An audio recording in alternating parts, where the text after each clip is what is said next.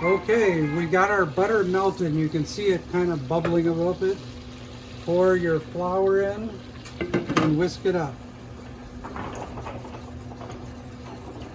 You want to get it all even. Don't add water in yet because that'll get lumps. This is also the way you start making gravy. Butter, flour, or any kind of fat and flour, and then what you want your gravy to taste like. Chicken broth, or beef broth, or turkey broth, or just about anything. Now see how this is mixed together. That is your basic roux. If you were making a gumbo, you would let this cook until it browns, almost like chocolate. And you can at least easily find some cookbooks that show you the different colors of the different roux to use with the different recipes. If you are making New Orleans type stuff like gumbos, you'll cook this longer. And there's a whole series on how brown to get this roux.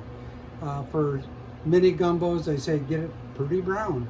And so you just keep on cooking it until you notice that it's all brown but not burnt. And that's the trick. So you have to keep on stirring it. Someday we'll make a gumbo, and you'll see. You can put this in a container. We'll put it in this one right here. And you can put it in your refrigerator to use as you need it. It's a trick in the restaurant when you're making soups, is that they always have a little bit of roux in the refrigerator, and you can take some roux out whenever you need it to thicken your soup. And our temperature is 160, 170, which means the roux is going to thicken if I put it in. So I'm going to do it. We'll put in about half this roux to start with. You can always put in more later. Like I said, you can refrigerate that and use it as you need it. And we know we need to get up to 165 for this to all be working nicely.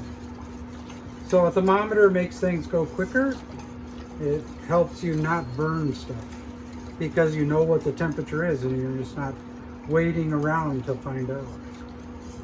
If I were to be making biscuits and gravy tomorrow morning, would be at this point, I would pull it off the heat or leave it on the heat, and I'd add chicken stock into it until it got to be the right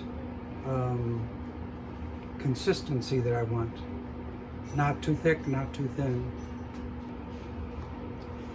You can have a thin soup or you can have a thick soup.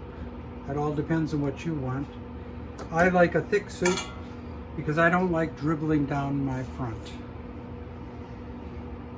Some of you may like that.